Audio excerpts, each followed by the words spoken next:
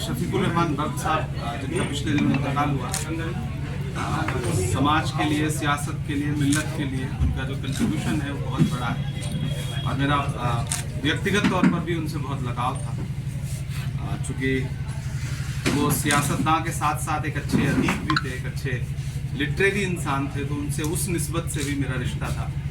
तो आज उनके घर ताज़ियत में आया हूँ, उनके परिवार के साथ इस गम में खड़ा होने के लिए आया हूँ। और हमारे साथी ज़ियाउर रहमान साहब जो असेंबली के मेंबर भी हैं, उनसे मिल के, परिवार से मिल कर के अपने दिल के जज्बात उनसे साझा किया और उनके गम को बांटने की कोशिश की। जी, बाकी आपके आज के मौके पे कोई सियासी सवाल का जवाब देना यहाँ पे इस जगह पे बहुत मुनासिब नहीं होगा। आप कुछ वैसे सवाल पूछना चाहें तो आपका सवाल। फिर भी हालात ऐसे, क्योंकि इलेक्शन ऊपर है, आने वाले चुनाव को देखते हुए किस तरह से आप, जिस तरह मायावती और उनका सोनिया गांधी का 19 तारीख को सुनाया, चर्चाएं चल रही सोशल मीडिया पर, 9 तारीख को, क्या कहना है सर इस बारे में? देखिए, ये चर्चाएं हमने भी आप ही से सुनी। बाकी इंडिया अलायंस अपनी पूरी रणनीति ज़मीन पर उतारने के लिए लगातार काम कर रहा है। हमारे ख़ासतौर से कांग्रेस पार्टी के सीईसी की बैठकें चल रही हैं, हमारे प्रत्याशी फाइनल हो रहे हैं और उत्तर प्रदेश में अखिलेश जी भी लगातार धरातल पर मेहनत कर रहे हैं। तो उत्तर प्रदेश में ख़ासतौर से, चूँकि मैं उत्तर प्रदेश में बैठा हूँ इस समय, इंडिया गठबंधन बहुत मजबूती के साथ चुनाव लड़ेगा। और प्रधानमंत्री जी का जो 400 नारे का जो जुमला है वो सिर्फ जुमला है, उसी तरह जैसे 15 लाख का जुमला था। 400 पार का नारा प्रधानमंत्री जी इसलिए दे रहे हैं क्योंकि प्रधानमंत्री जी दरअसल खुद डरे हुए हैं। भारतीय जनता पार्टी का जो इंटरनल सर्वे है उसमें भारतीय जनता पार्टी की सरकार नहीं बन रही है। ये बात भाजपा के अंदर खाने सारे लोग समझते हैं, इसीलिए एक जुमला उछाला है उन्होंने। जमीन पर इस देश का युवा, इस देश का नौजवान, इस देश का बेरोजगार, इस देश की महिलाएं, इस देश के पिछड़े, इस देश के अल्पसंख्यक, इस देश के दलित बहुत परेशान है। इस सरकार ने पिछले 10 साल में विकास के नाम पर सिर्फ कोरी बकवासबाजी की है, जुमलेबाजी की है, उसके अलावा कुछ भी नहीं। महंगाई आसमान को छू रही है।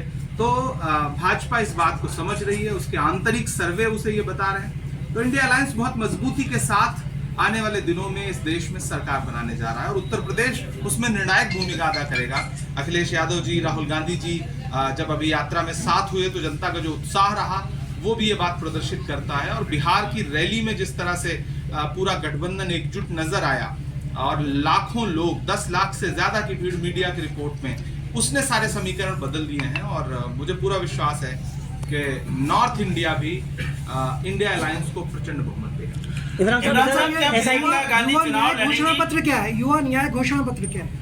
देखिए, चूंकि मैं घोषणा पत्र कमेटी का सदस्य भी हूँ, अभी हमने परसों ही मैनिफेस्टो सबमिट किया है कांग्रेस अध्यक्ष को और उसमें राहुल गांधी जी, अभी घोषणा पत्र तो जारी होगा तो आधिकारिक तौर पर आप सारे बिंदु देख सकेंगे, लेकिन राहुल गांधी जी ने जो युवा न्याय की बात की है, जिसमें 30 लाख नौकरियां जो केंद्र सरकार के अधीन आती हैं, जो पद खाली पड़े हैं, नरेंद्र मोदी जी ने 2 करोड़ नौकरियों का जो जुमला दिया था, उस हिसाब से इस देश के नौजवानों की 20 करोड़ नौकरियां उनके कंधे पर उधार हैं और उसी बोझ के तले भारतीय जनता पार्टी की सरकार को दब के बैठ जाना है। तो नौकरियों की बात कर रहे हैं और ये राहुल गांधी जी का दम है कि आपने देखा होगा कि जब प्रतापगढ़ में यात्रा थी और राहुल जी ने पर्चा लीक के खिलाफ लगातार आवाज उठाई, इधर अखिलेश यादव जी ने पर्चा लीक के खिलाफ आवाज उठाई, तो इस सरकार को एक के बाद एक कई भर्तियां निरस्त करनी पड़ी, योगी सरकार को बैकफुट पे जाना पड़ा। तो इस देश का जो इस समय सबसे बड़ा मुद्दा है वो युवाओं की नौकरी है। हम लगातार उस पर ध्यान केंद्रित कर रहे हैं। भारतीय जनता पार्टी मंदिर मस्जिद की राजनीति करती है, नफरत की राजनीति करती है, हम मोहब्बत की राजनीति करते हैं। हम नफरत के बाजार में मोहब्बत की दुकान खोल रहे हैं और हमें पूरा विश्वास है कि देश इंडिया अलायंस को इस बार जरूर सत्ता के लिए चुनेगा। केरल के अंदर भारतीय जनता पार्टी ने किसी व्यक्ति को टिकट दिया है। अब तक ये आरोप लग रहे थे कि भाजपा मुसलमान को प्रत्याशी नहीं बनाती। कांग्रेस किस नजरिए से देखती है इस बात? मेरा सवाल प्रधानमंत्री से सीधे सीधे ये है कि मुख्तार अब्बास नकवी, जफर इस्लाम, एमजे अकबर जो राज्यसभा में थे वो कहाँ हैं? उनको एक के बाद एक आपने कूड़ेदान में फेंक दिया। आप बात करते हैं सबका साथ सबका विकास की, आपने मौलाना आजाद नेशनल फेलोशिप बंद कर दी, आपने मदरसा प्री मैट्रिक के जितनी भी स्कॉलरशिप थी बंद कर दी, आपने मौलाना आजाद फाउंडेशन बंद कर दिया, आपने राजनीतिक प्रतिनिधित्व के नाम पर 0 दिया। मलप्पुरम की एक ऐसी सीट पर टिकट दे करके आप बरी हो जाना चाहते हैं जहां आपके पास और कोई विकल्प ही नहीं है। तो ये दरअसल झूठी पार्टी है और इनके जुमले और इनकी बहानेबाजियां देश समझ रहा है और इस देश का अल्पसंख्यक भी समझ। सर लगातार एसआईटी की जो रिपोर्ट आई है अभी मदरसों को बंद करने के लिए तहलका उसको बताया गया है, क्या बात है? 13,000 मदरसों। गृह मंत्रालय न जाने कितनी बार इस तरह की जांच करवा चुका है, इस तरह के कितने इससे पहले एसआईटी गठित हो चुके हैं। ये चुनावी स्टंट है, इससे ज्यादा कुछ भी नहीं। चुनावी बॉन्ड मामले में एसबीआई को अवमानना का नोटिस हुआ है। चुनावी बॉन्ड मामले में एसबीआई को, बैंक को अवमानना का नोटिस हुआ है। माननीय उच्चतम न्यायालय को एसबीआई से लगातार पूछना चाहिए।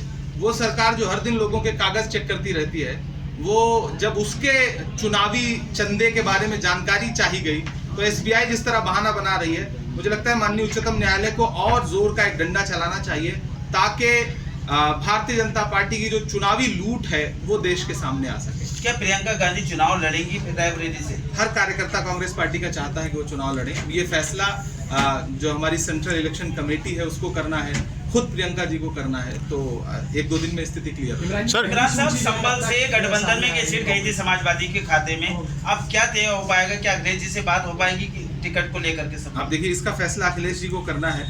मैं तो जाहिर सी बात है, गठबंधन दल है हमारे, वो घटक दल है। बर्क साहब प्रत्याशी थे, उनका इंतकाल हो चुका है। हाँ, यकीनन एक बहुत बड़ा नुकसान है और समाजवादी हमेशा से बर्क साहब को सम्मान देती रही है, बर्क साहब को प्रत्याशी बनाती रही है और मुझे पूरा विश्वास है कि अखिलेश जी जन भावना को समझते हैं। सर कांग्रेस की पहली सूची कब तक लागू हो सकती है? हमारी सेंट्रल इलेक्शन कमेटी की मीटिंग कल भी हुई, आज भी होगी और इसके तुरंत बाद हम सूची जारी करने जा रहे हैं। अच्छा, तो ओवैसी साहब जो है बिहार, उत्तर प्रदेश, अन्य राज्यों में अपना प्रतिनिधि खड़ रहे हैं, किसको भाजपा को फायदा पहुंचेगा या और पार्टी पहुंचेगा, क्या मान रहे हैं इस बात को? देखिए, उनकी राजनीति को तेलंगाना ने खुद नकार दिया।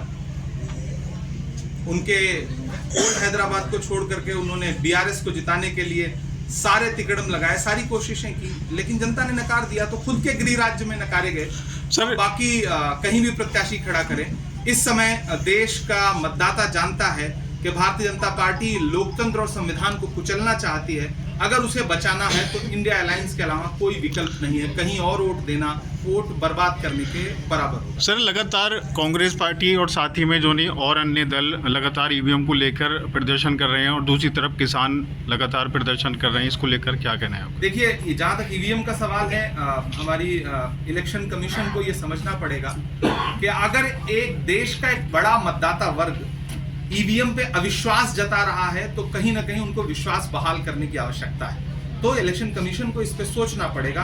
समय समय पर तमाम ऐसे बिंदु आते हैं, तमाम ऐसी घटनाएं सामने आती हैं जिसमें लगता है कि हाँ, स्थिति ठीक नहीं है।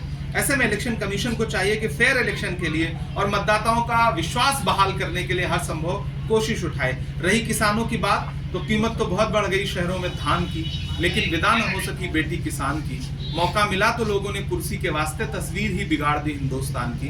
भारतीय जनता पार्टी की सरकार 700 किसानों की शहादत की जिम्मेदार है। पिछले वर्ष जब सिंगू बॉर्डर पे किसान जो है वो प्रोटेस्ट कर रहे थे, आज प्रधानमंत्री जी एक कैंपेन चला रहे हैं कि 140 करोड़ का परिवार है मेरा।